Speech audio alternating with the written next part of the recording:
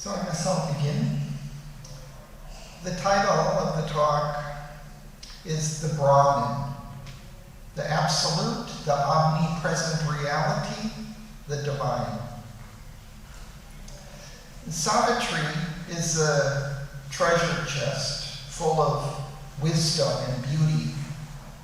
According to Mona Sakar, with whom the mother discussed Savitri at length, the mother told him that everything is there: mysticism, occultism, philosophy, the history of evolution, the history of man, of the gods, of creation, of nature, how the universe was created, why, for what purpose, what destiny, all is there, she said. Of course, Sri Aurobindo has written about all of these things in his prose writings as well. We find his philosophy laid out most fully in The Life Divine, but it is also described in a more vivid and impactful, if less logically structured language in Savitri. By bringing together these two different types of expression, we make it a fuller understanding and appreciation of Sri Aurobindo's philosophy. So this is what I would like to do in a series of presentations, to describe the fundamental principles of Sri Aurobindo's philosophy more clearly and vividly, using his own words expressed in both his prose writings and in Savitri.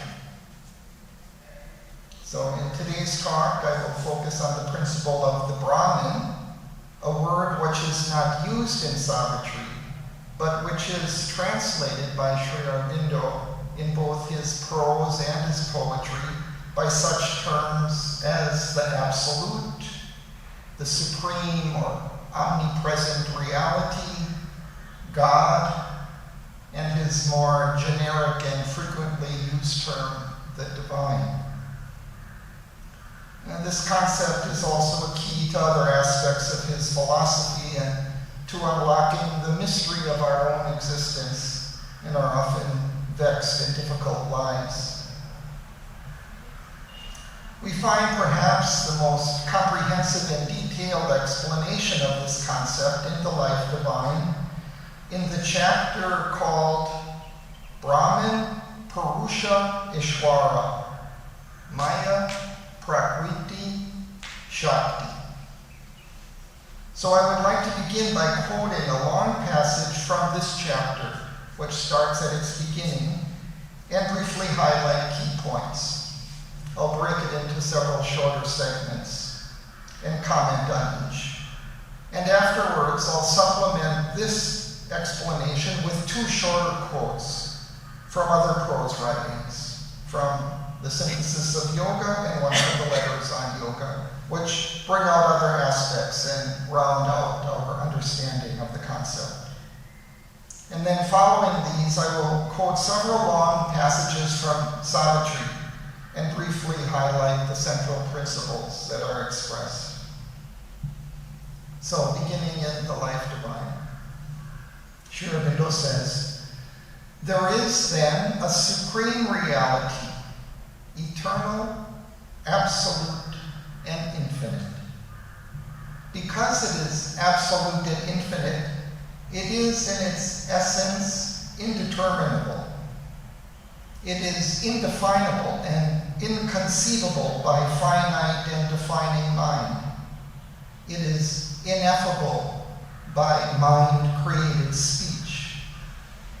It is describable neither by our negations, neti, for we cannot limit it by saying it is not this, it is not that, nor by our affirmations, for we cannot fix it by saying it is this, it is that. And yet, though in this way unknowable to us, it is not altogether and in every way unknowable. It is self-evident to itself, and although inexpressible, yet self-evident to a knowledge by identity, of which the spiritual being in us must be capable. For that spiritual being is, in its essence and original and intimate reality, not other than this supreme existence. So I'll just highlight the main points here, that the Brahman is the supreme reality. It is what actually is, the truth of what exists. Sri Aurobindo says it is eternal, absolute, and infinite. And being absolute and infinite means that it is not limited by any mental ideas that we may make of it, or any description we may give to it. However, because it is also the reality of who we are, we can know it by identification with our own reality. And this spiritual realization is the primary aim of yoga. Sri Aurobindo continues, but although thus indeterminable to mind, because of its absoluteness and infinity, we discover that this supreme and eternal infinite determines itself to our consciousness in the universe by real and fundamental truths of its being, which are beyond the universe and in it, and are the very foundation of its existence. These truths present themselves to our conceptual cognition as the fundamental aspects in which we see and experience the omnipresent reality. So he's saying that although it is absolute and beyond conception, it presents itself to our mind by certain fundamental truths of its being, through which we can approach and enter into identification with it. He says, in themselves they are seized directly, not by intellectual understanding, but by a spiritual intuition, a spiritual experience in the very substance of our consciousness.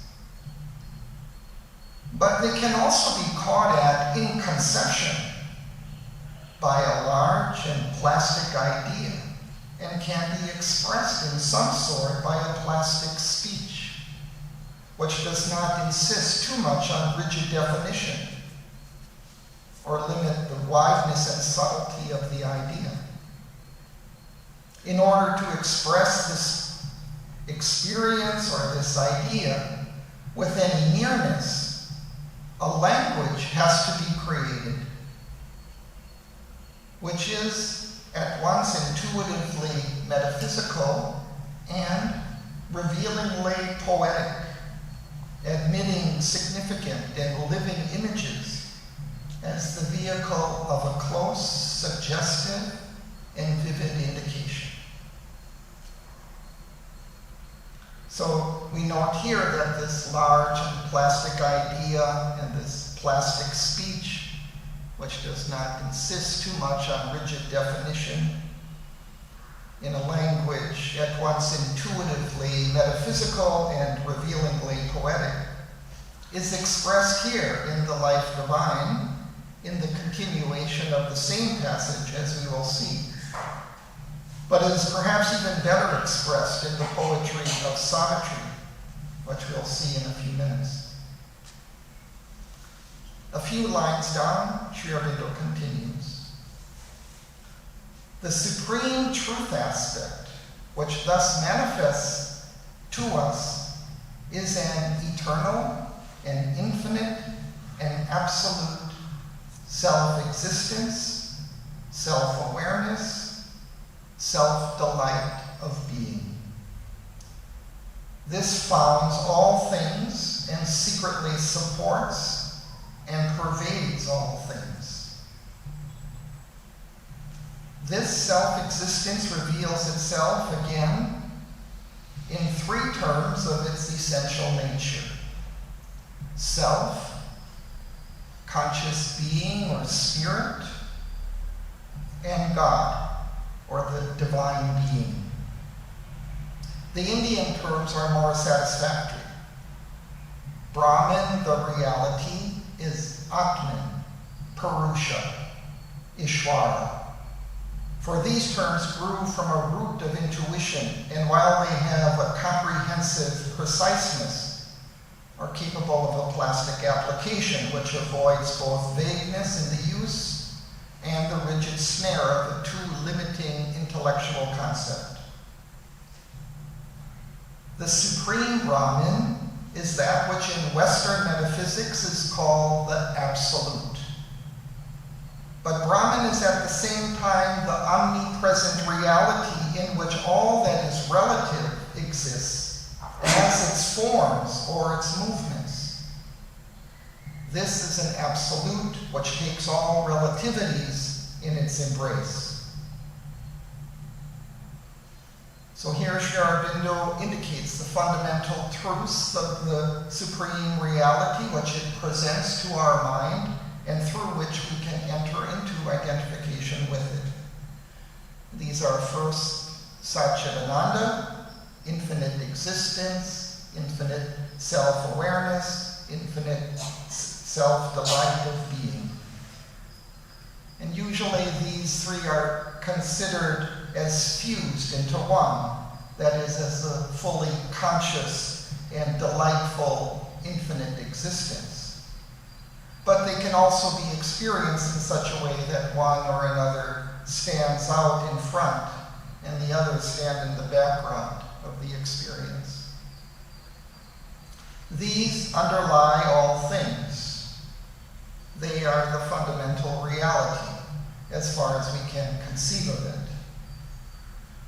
And next, he says that Satchidananda, this infinite self-existence, reveals itself to us in three ways, which reflect its essential nature: as the self of all, as conscious being or spirit, and as God, or the divine being. He then translates these into the Sanskrit terms. Pure self of all that is Atman. The conscious being or spirit of each thing in existence is Purusha. And God, or the divine being, is Ishvara. Clarifying these three in a sentence that comes a little later on, he says, "It is the absolute, independent of all relatives." And here he is referring to the Atman. The absolute basing all relatives. Here he's referring to the Purusha. And the absolute governing, pervading, constituting all relatives. Here he is referring to Ishvara. And I also know that a little later in the passage, he will describe that each of these three have a dynamic aspect, thus forming three pairs. Atman Maya, where Maya is the self-force of Atman. That is, he says, conceptively creative of all things. Purusha Prakriti, where Prakriti is nature or force made dynamically executive, working out all things under the witnessing eye of the conscious being. And Ishvara Shakti, where Shakti is both conceptively creative and dynamically executive of all the divine workings.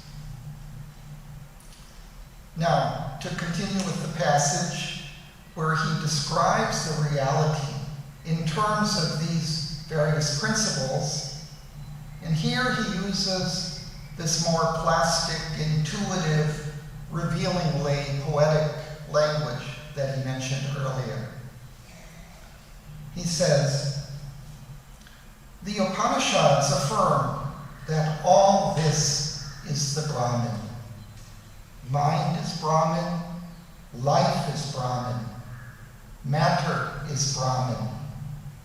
Addressing Vayu, the Lord of air, of life, it is said, O Vayu, thou art manifest Brahman. And pointing to man and beast and bird and insect, each separately is identified with the one. O Brahman, thou art this old man and boy and girl, this bird, this insect. Brahman is the consciousness that knows itself in all that exists. Brahman is the force that sustains the power of God and Titan and demon, the force that acts in man and animal, and the forms and energies of nature. Brahman is the Ananda, the secret bliss of existence, which is the ether of our being, and without which none could breathe or live. Brahman is the inner soul of all. It has taken a form in correspondence with each created form it inhabits. The Lord of beings is that which is conscious in the conscious being. But he is also the conscious in inconscient things. The one who is master and in control of the many that are passive in the hands of force nature. He is the timeless and time. He is space and all that is in space. He is causality and the cause and the effect.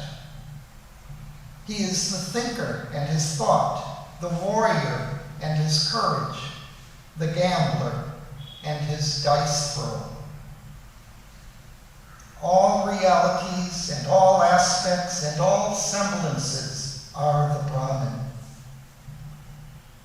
Brahman is the absolute, the transcendent and incommunicable, the supercosmic existence that sustains the cosmos, the cosmic self that upholds all beings. But it is too the self of each individual. The soul or psychic entity is an eternal portion of the Ishvara. It is his supreme nature or consciousness force that has become the living being in a world of living beings. The Brahman alone is, and because of it all are. For all are the Brahman. This reality is the reality of everything that we see in self and nature. Brahman, the Ishvara, is all this by his yoga maya, by the power of his consciousness force put out in self-manifestation. He is the conscious being, soul, spirit, Purusha.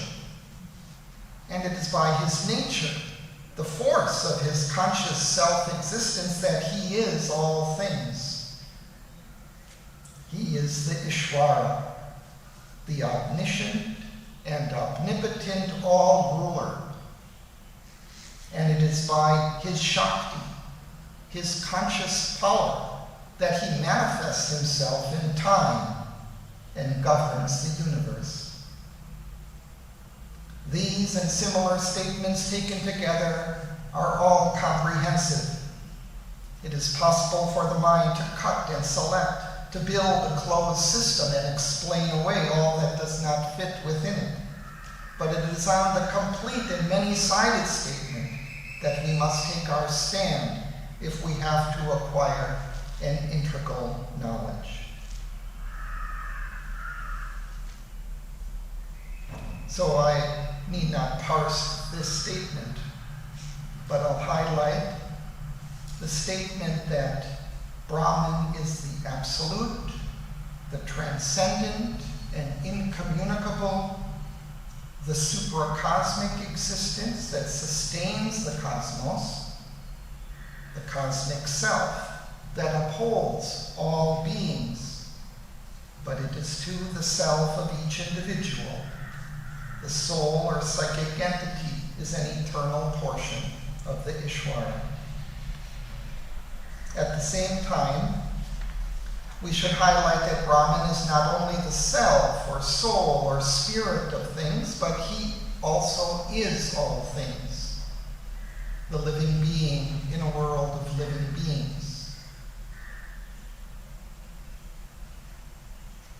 Another quote from Letters on Yoga 1 gives us a similar comprehensive view of the Brahman, here referred to as the divine, but it also relates it more directly to our experience of it. He says, the divine has three aspects for us. It is the cosmic self and spirit that is in and behind all things and beings, from which and in which all is manifested in the universe, although it is now a manifestation in the ignorance. 2, it is the spirit and master of our own being within us, whom we have to serve and learn to express his will in all our movements, so that we may grow out of the ignorance into the light. And 3, the divine is transcendent being and spirit, all bliss and light and divine knowledge and power. And towards that highest divine existence and its light, we have to rise and bring down the reality of it more and more into our consciousness and life. He continues, in the ordinary nature, we live in the ignorance and do not know the divine. The forces of the ordinary nature are undivine forces because they weave a veil of ego and desire and unconsciousness which conceals the divine from us. To get into the higher and deeper consciousness, which knows and lives consciously in the divine, we have to get rid of the forces of the lower nature and open to the action of the divine Shakti, which will transform our consciousness into that of the divine nature. This is the conception of the divine from which we have to start. The realization of its truth can only come with the opening of the consciousness and its change. And finally, one last quote from the Synthesis of Yoga relates the Brahman to our human experience and brings out even more forcefully its implications for yoga and for life. He says, our whole being, soul, mind, sense, heart, will, life, body, must consecrate all its energies so entirely and in such a way that it shall become a fit vehicle for the divine. This is no easy task, for everything in the world follows the fixed habit, which is to end the law and resists the radical change. And no change can be more radical than the revolution attempted in the integral yoga. Everything in us has constantly to be called back to the central faith and will and vision. Every thought and impulse has to be reminded in the language of the Upanishad that is the divine Brahman and not this which men here adore. Every vital fiber has to be persuaded to accept an entire renunciation of all that hitherto represented to it its own existence. Mind has to cease to be mind and become brilliant with something beyond it. Life has to change into a thing vast and calm and intense and powerful that can no longer recognize its old blind, eager, narrow self of petty impulse and desire. Even the body has to submit to a mutation and be no longer the clamorous animal or the impeding clod it now is, but become instead a conscious servant and radiant instrument and living form of the Spirit.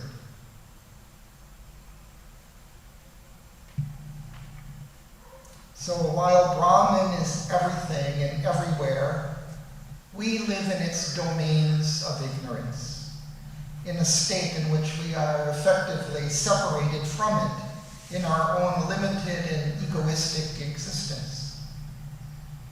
In order to live in the consciousness of Brahman and partake of its infinite existence and unmixed delight of being, we must break down the barriers of our egoistic consciousness that separate us from its greater being. The Brahman allows us the freedom to remain in our limited existence if we choose. But if we choose to break out of it into its infinity, it will help us with its force, the force of the Mother, the force of the divine Shakti. However, this help will come only to the extent that we truly open and surrender ourselves to it and the greater being of the divine, and not cling to our own limitations. This requires an integral and intense aspiration and endeavor, a sincere and effective practice of the integral yoga. Next, we will explore how the Brahman is described in Savitri. But first, let us see how poetry can give us a more powerful access to its experience.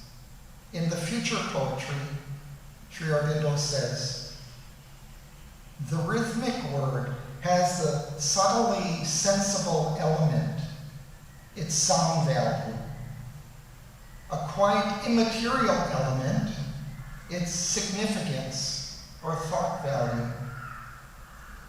And both of these, again, its sound and its sense, have separately and together a soul value, a direct spiritual power, which is infinitely the most important thing about them. Thus, poetry tends to have a greater power than prose to transmit this direct spiritual power. The truths of the Brahman which the poet accesses are communicated more directly to the soul, the divine element of the Brahman that exists within the listener and helps to awaken it.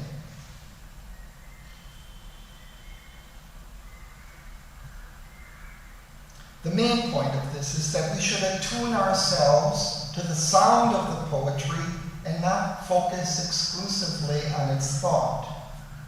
Also, we should open ourselves to its soul value, its spiritual power, allowing it to touch and move our own soul. So the first passage I'll read. It's fairly short, so I'll read it all the way through once and then read it a second time in parts, commenting on each part. This passage comes from Book 1, Canto 4, which is titled The Secret Knowledge, and starts on page 67. He says, the Absolute, the Perfect, the Alone, has called out of the silence his mute force, where she lay in the featureless and formless hush, guarding from time by her immobile sleep the ineffable puissance of his solitude. The Absolute, perfect, the alone, has entered with his silence into space. He has fashioned these countless persons of oneself. He has built the million figures of his power. He lives in all who lived in his vast alone. Space is himself, and time is only he. The absolute, the perfect, the immune, one who is in us as our secret self, our mask of imperfection has assumed. He has made this tenement of flesh his own. His image in the human measure cast, that to his divine measure we might rise. Then in a figure of divinity, the Maker shall recast us and impose a plan of Godhead on the mortal's mold, lifting our finite minds to his infinite, touching the moment with eternity. This transfiguration is earth's due to heaven. A mutual debt binds man to the supreme. His nature we must put on as he put ours. We are sons of God and must be even as he. His human portion, we must grow divine. Our life is a paradox with God for key.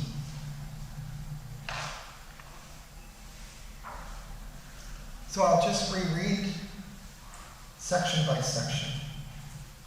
The absolute, the perfect, the alone, has called out of the silence his mute force, where she lay in the featureless and formless hush, guarding from time by her immobile sleep the ineffable puissance of his solitude.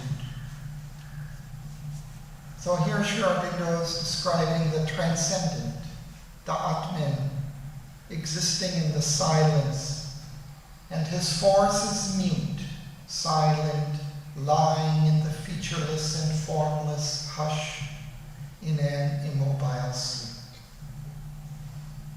The absolute, the perfect, the alone, has entered with his silence into space.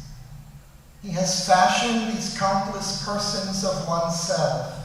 He has built a million figures of his power. He lives in all who lived in his vast alone.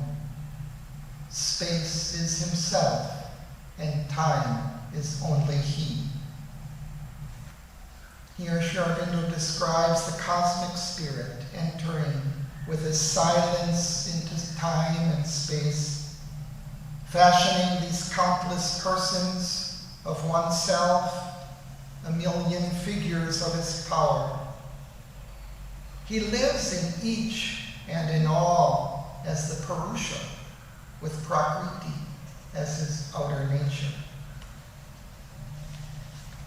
The absolute, the perfect, the immune, one who is in us as our secret self, our mask of imperfection has assumed. He has made this tenement of flesh his own, his image in the human measure cast, that to his divine measure we might rise. Then in a figure of divinity, the Maker shall recast us and impose a plan of Godhead on the mortal's mold, lifting our finite minds to his infinite, touching the moment with eternity. So here Sri Aurobindo describes the Ishvara Shakti entering into and taking control over each individual person in the manifestation. The Ishvara lives in us as our secret soul, He has made this tenement of flesh his own. Tenement is a residence, usually a rental house or apartment. And he has done this for a purpose. He has cast his image into our human measure so that we might rise to his divine measure. And then he will recast us in a new, godlike mold. This transfiguration is earth's due to heaven. A mutual debt binds man to the supreme. His nature we must put on as he put ours.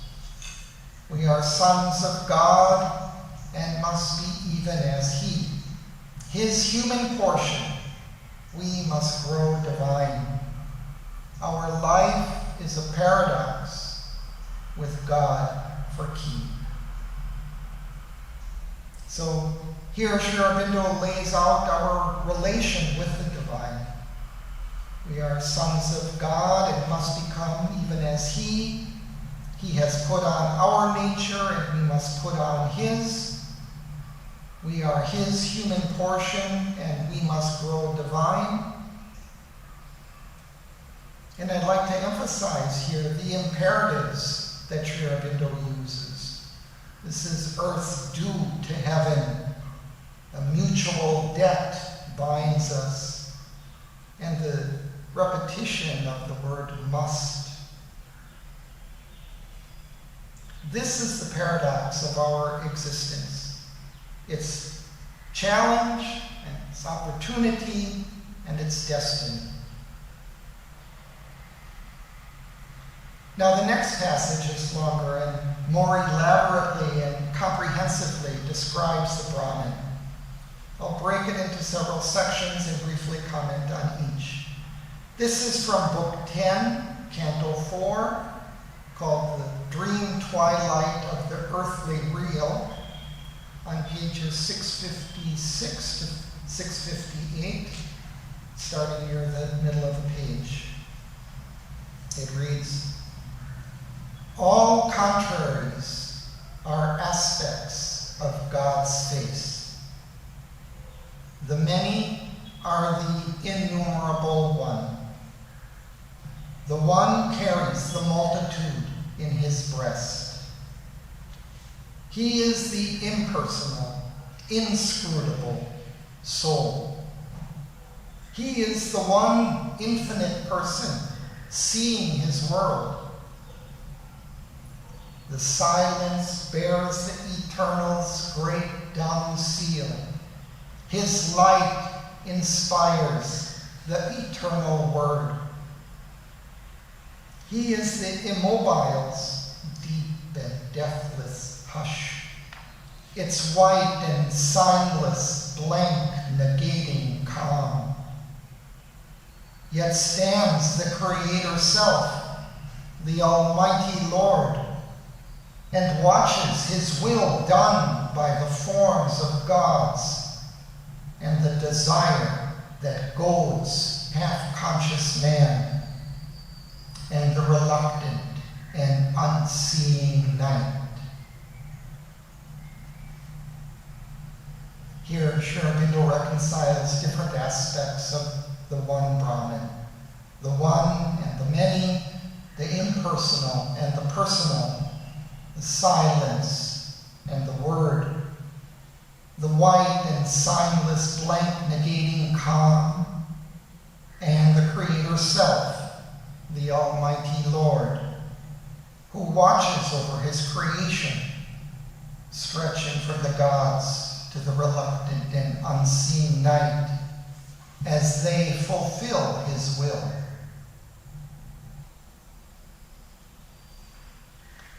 These wide divine extremes, these inverse powers, are the right and left side of the body of God. Existence balanced twixt two mighty arms confronts the mind with unsolved abysms of thought. Darkness below, a fathomless light above, in light are joined but sundered by severing mind, stand face to face, opposite, inseparable. Two contraries needed for his great world task, two poles whose currents wake the immense world force. In the stupendous secrecy of his self, above the world, brooding with equal wings, he is both in one, beginningless, without end. Transcending both, he enters the absolute. Here, Sri Aurobindo shows us two opposite sides of the Brahman. The fathomless light above, the other, the darkness below. And he says they are joined in the light above, but separated by mind, and so appear opposite to us. And both are needed for the great world task, the manifestation of the divine, and in an infinity of forms. Above, where they are united, the divine self broods over the world. And transcending this self, he enters the absolute. He continues. His being is a mystery beyond mind. His ways bewilder mortal ignorance. The finite in its little sections part, amazed, credits not God's audacity, who dares to be the unimagined all, and see and act as might one infinite. Against human reason, this is his offense, being known to be forever unknowable, to be all, and yet transcend the mystic whole, absolute, to lodge in a relative world of time, eternal and all-knowing, to suffer birth, omnipotent, to sport with chance and fate, spirit, yet to be matter and the void, illimitable, beyond form or name, to dwell within a body, one and supreme, to be animal and human and divine, a still deep sea, he laughs in rolling waves. Universal, he is all, transcendent, none.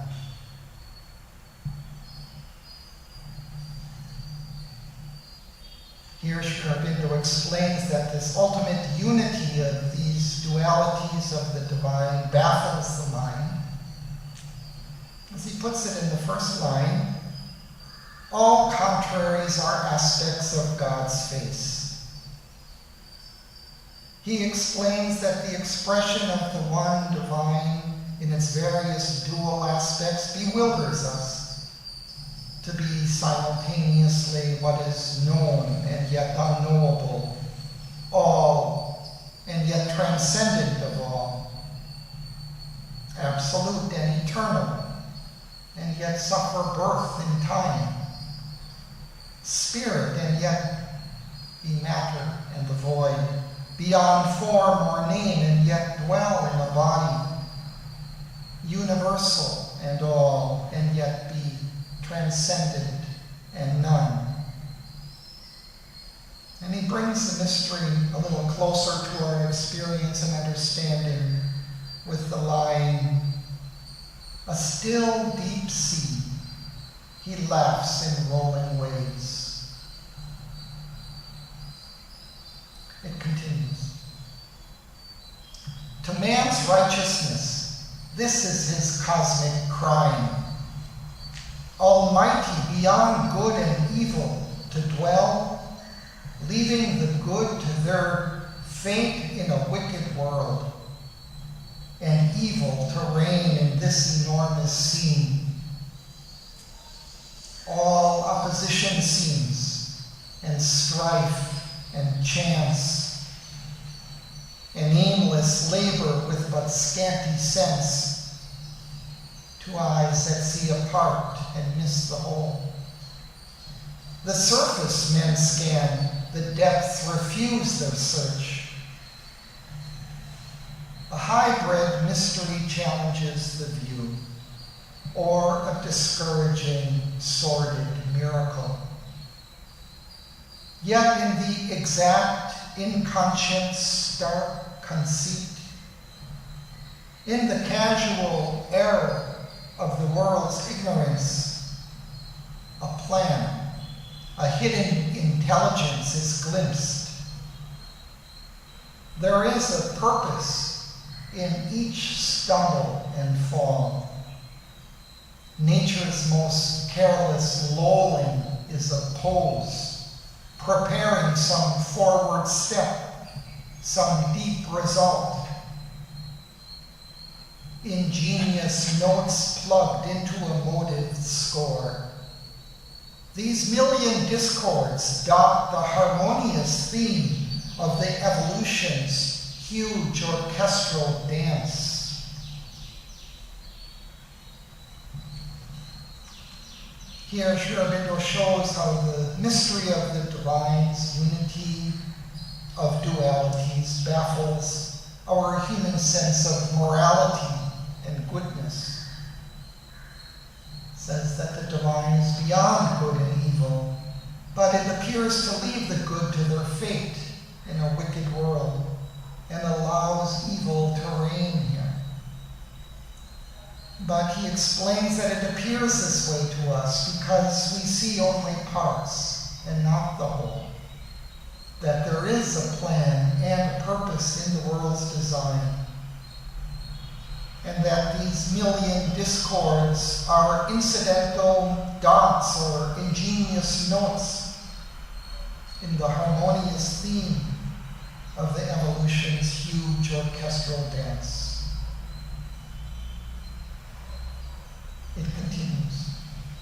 A truth supreme has forced the world to be. It has wrapped itself in matter as in a shroud of death, a shroud of ignorance. It compelled the suns to burn through silent space, flame signs of its uncomprehended thought. In a wide, brooding ether's formless muse, it made of knowledge a veiled and struggling light, of being a substance nescient, dense, and dumb, of bliss, the beauty of an insentient world. In finite things, the conscious infinite dwells. Involved, it sleeps in matter's helpless trance. It rules the world from its sleeping, senseless void. Dreaming, it throws out mind and heart and soul to labor crippled, bound on the hard earth. A broken whole, it works through scattered points. Its gleaming shards are wisdom's diamond thoughts. Its shadowy reflex, our ignorance. So in this final section of the passage, Aurobindo describes how the divine dwells within the world, within its matter and ignorant life, forcing it to be, ruling it from within its helpless trance, compelling it to labor on the hard earth, working through individual scattered points, the gleaming, broken shards of its wisdom.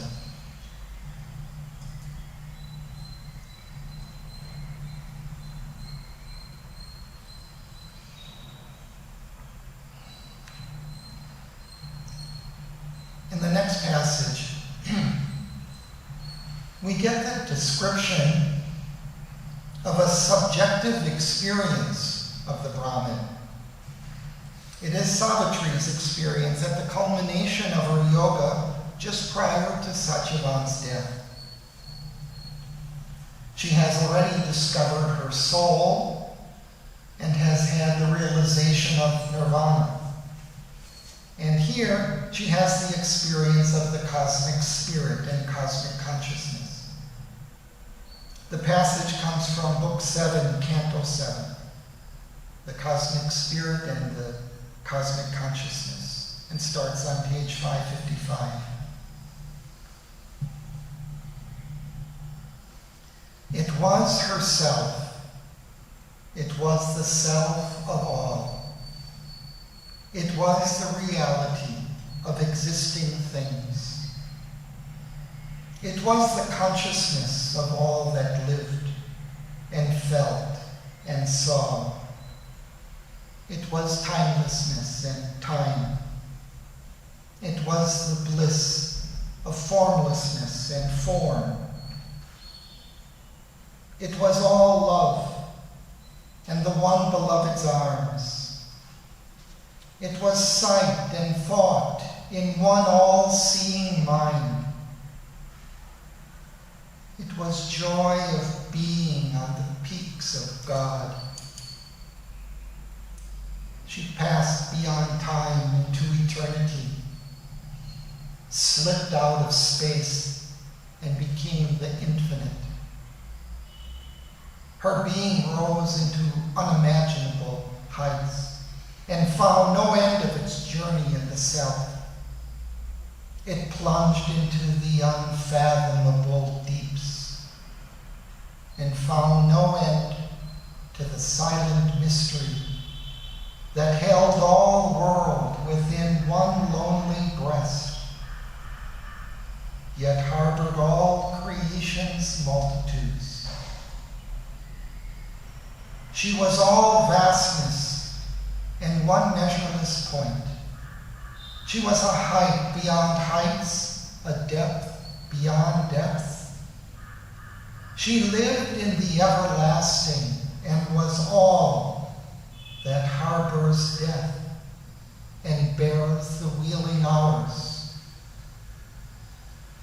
All contraries were true in one huge spirit, surpassing measure, change, and circumstance. An individual, one with cosmic self, in the heart of the transcendence miracle and the secret of world personality, was the creator and the Lord of all. Mind was a single innumerable look upon himself and all that he became. Life was his drama and the vast a stage. The universe was his body, God its soul. All was one single immense reality, all its innumerable phenomenon.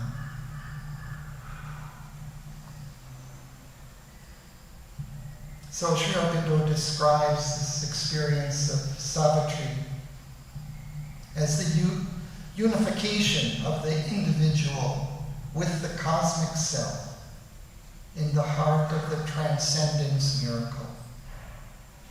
And she identifies with a world personality that was the creator and the world of all, the Lord of all. He says all was one single immense reality, all its innumerable phenomena. And in the final passage I'll quote from Savitri, we get a clearer sense of the meaning of the world and the presence of the divine in its difficult and struggling evolution. It comes in the debate between Savitri and death. in which Savitri explains that the divine is present in the world and in matter, and that despite all contrary appearances, there is a purpose behind its difficulties, and that it is moving towards perfection. The passage comes from Book 10, Canto 3, The Debate of Love and Death, and starts on page 623.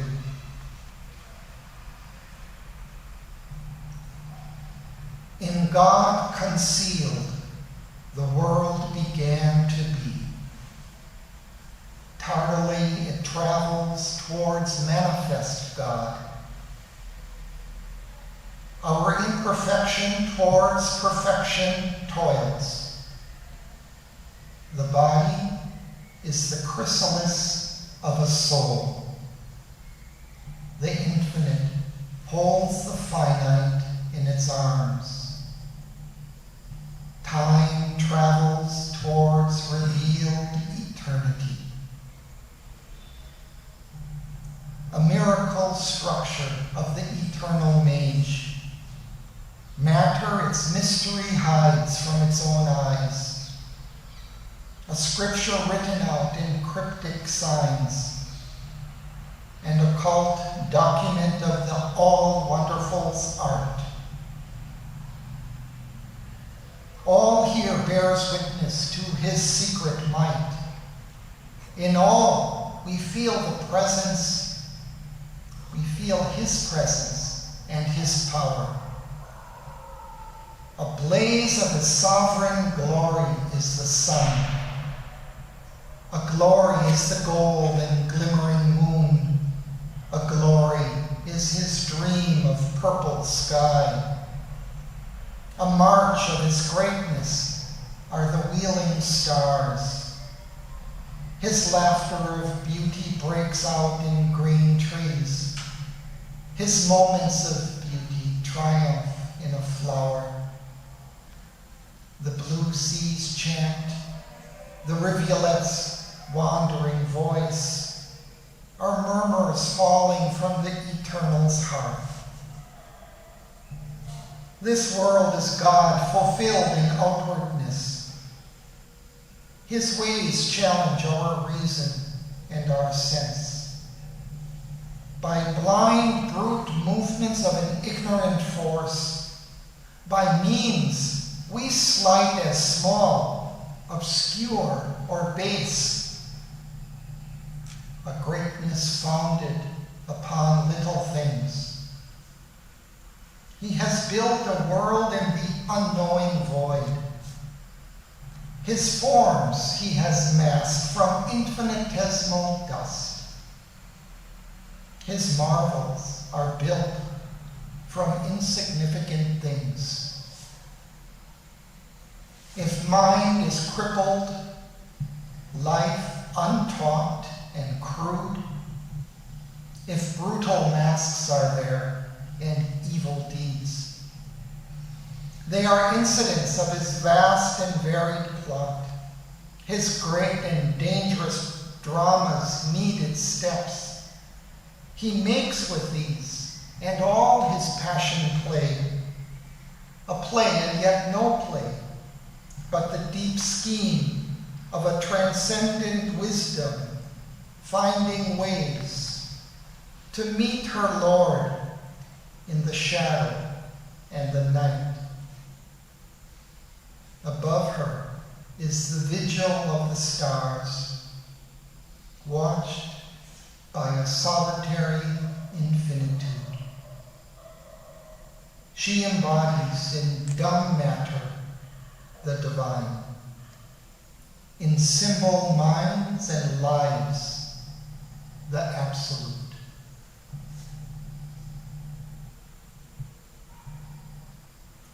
So this passage is revealing in its illustration of the presence of the divine in the world through its depiction of the beauty evident in nature. At the same time, it does not deny the presence of brutality and evil in the world. but explains that they were needed steps in an evolution in which the divine, hidden within inconscient matter, is blossoming into revealed eternity. It also suggests that the whole process is being looked after and guided by the divine. For example, in the line, the infinite holds the finite in its arms. And the purpose, to embody in dumb matter the divine, in simple minds and lives, the absolute.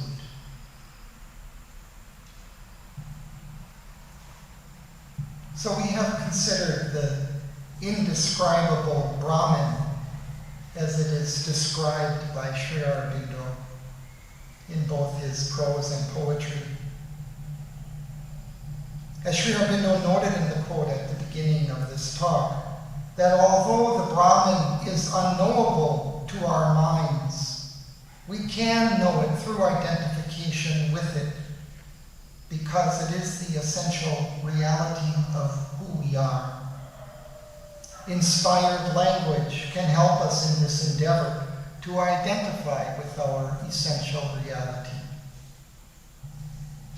And I will conclude with the passage from the Future Poetry, in which Sri Aurobindo discusses the difference between prose and poetry.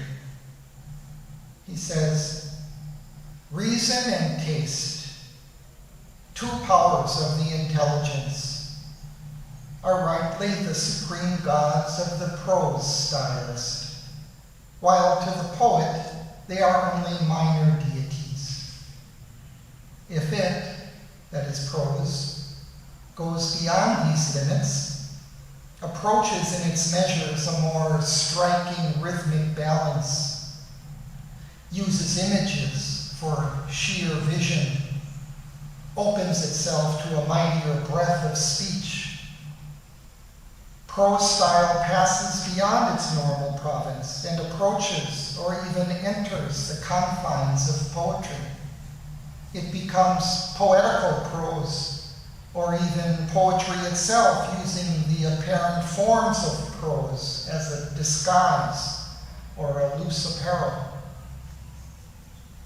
A high or a fine adequacy, effectivity, intellectual illuminativeness, and a carefully tempered aesthetic satisfaction are the natural and proper powers of its speech. But the privilege of the poet is to go beyond and discover that more intense illumination of speech, that inspired word and supreme inevitable utterance, in which there meets the unity of a divine rhythmic movement with a depth of sense and a power of infinite suggestion welling up directly from the fountainheads of the Spirit within us. He may not always or often find it, but to seek for it, but to seek for it is the law, or at least the highest trend of his utterance.